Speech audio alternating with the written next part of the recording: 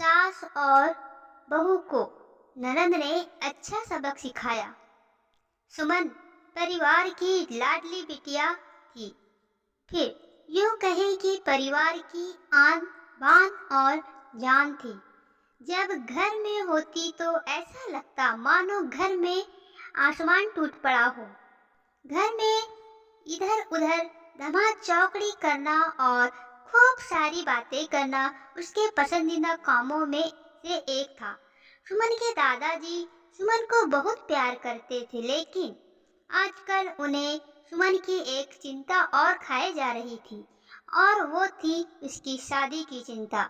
बस दादाजी अब हर परिवार में सुमन का ससुराल ढूंढते, लेकिन सुमन शादी के नाम से ही इतनी चिढ़ जाती थी कि शादी का नाम सुनते ही वह गुस्सा होकर मुंह फुलाकर दूसरे कमरे में बैठ जाती है।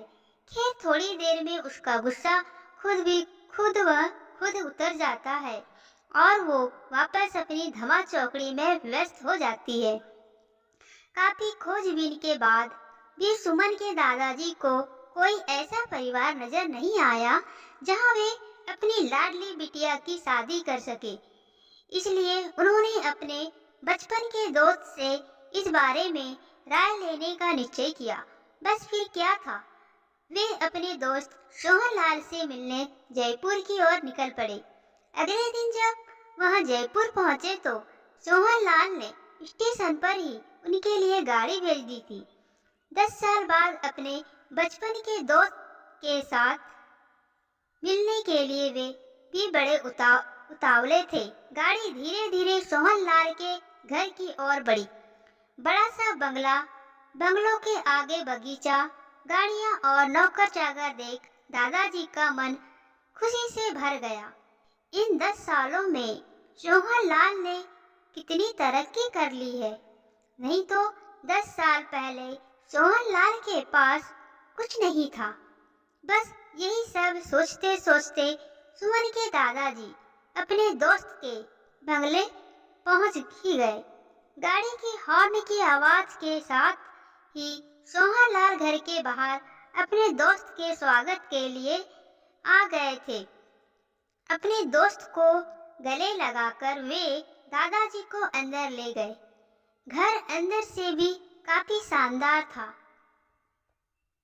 अपने दोस्त की संपन्नता को देखकर सुमन के दादाजी भी फूले नहीं समाये। चाय नाश्ता के बाद सोहनलाल ने उनके खास दोस्त से आने का कोई खास कारण पूछा।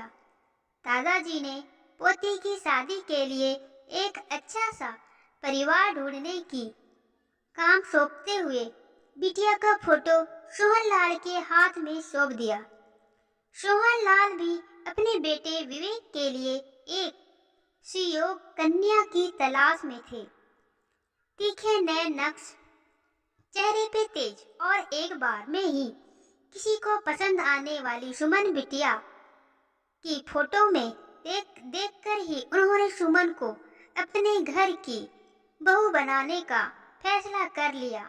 सोहनलाल इतना सोच ही रहे थे कि इतने में उनका बेटा विवेक ने दादाजी के पैर छुए और हालचाल पूछने के बाद ऑफिस की ओर निकल गए। वहां विवेक के जाने के बाद सोहनलाल ने अपने दोस्त से विवेक और सुमन के संबंध के लिए पेशकश की। सुमन के दादाजी को लगा जैसे सोहनलाल ने उनके मुंह की बात छीन ली हो। खैर प्रसन्नता से विदा लेकर अपने घर आने का कहकर दादाजी अपने घर की ओर निकल गए। विवेक को सुमन बहुत पसंद थी, लेकिन विवेक की माँ विवेक की शादी अपने से भी बड़े घर में करना चाहती थी। लेकिन विवेक के मनाने पर वह मान गई और तय समय पर विराम और सुमन की शादी हो गई। ससुराल में सुमन की सास ससुर, विवेक के बड़े भैया भाभी और सुमन की ही उम्र की एक ननद थी रिया। अपनी सादगी और सबका अच्छे से ख्याल रखने के कारण सुमन ने घर में सबके दिलों में जगह बना ली, लेकिन अपनी तमाम कोशिशों के बावजूद अपनी सासू माँ का प्यार पाने में असफल रही। वह सुमन के हर काम में कुछ ना कुछ गलतियां निकाल ही देती थी। अपनी शादी की रात को ही विवेक ने सुमन से साफ साफ कह दिया था कि घर के किसी भी मामले में बिल्कुल नहीं बोलूंगा, ना तो मैं किसी बात पर माँ से बहस करूंगा और ना ही तुम्हारा साथ दूंगा। तुम्हें अपनी समझदारी से ही काम लेना होगा। लेकिन सुमन की लाख कोशिशों के बावजूद भी सासू माँ के व्यवहार में कोई परिवर्तन नहीं आ रहा था। सुमन की ननद जरूर उसकी माँ से सुमन भाभी के प्रति इस तरह के व्यवहार पर उलझ जाती, लेकिन इससे भी केवल बात बढ़ने के अलावा कुछ नहीं होता। इसी तरह करीब 1.5 साल निकल गए। सुमन और विवेक को जुड़वा बेटियां हुई। यह समय सुमन के लिए अग्नि परीक्षा का समय था। सुमन का दर्द सुमन के लिए आंसू बन गए थे। ससुराल में सुमन को संभालने वाला कोई नहीं था और विवेक उनके पापा ने सुमन को अपने मायके भेजने के लिए पहले ही मना कर दिया था। एक दिन रिया कॉलेज से आई तो उसने सभी को कॉलेज के सालाना कार्यक्रम में आने के लिए कहा और यह भी कहा कि कॉलेज में उसकी भी दो प्रस्तुति थी, इसलिए आप सभी का चलना बहुत जरूरी है। खैर, ना चाहते हुए भी सुमन को अपनी दोनों जुड़वा बेटियों के साथ पिया के कॉलेज जाना पड़ा। कार्यक्रम की शुरुआत में गीत संगीत की कई प्रस्तुतियां हुई। उसके बाद मॉडलिंग राउंड शुरू हुआ। दर्शकों ने तालियों के साथ सभी का उत्साहवर्धन किया। मॉडलिंग में रिया ने भी हिस्सा लिया था। आखिरी राउंड में रिया के साथ 6 और लड़कियों को सेलेक्ट किया गया, जहां सभी से जज द्वारा एक एक सवाल पूछकर विजेता घोषित करना था।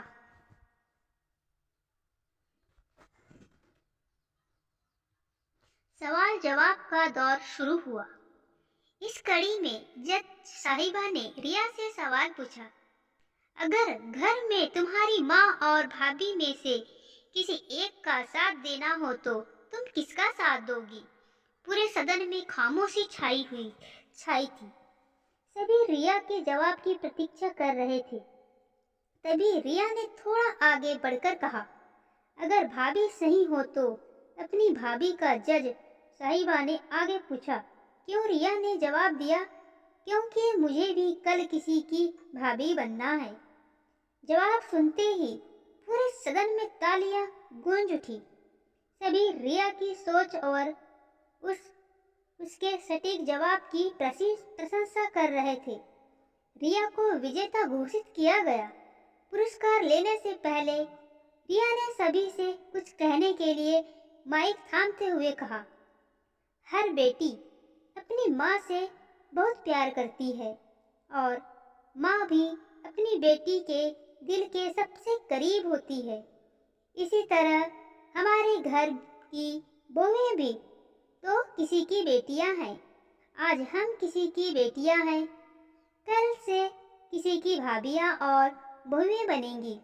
अगर कल से हमें कुछ दुख हुआ तो हमारी माँ को भी दुख होगा और इसी तरह हमारे घर की बहुओं को दुख हुआ तो उनकी माँ को भी दुख पहुँचेगा और इस दुनिया में किसी भी इंसान को किसी की भी माँ को दुख पहुँचाने का कोई हक नहीं है।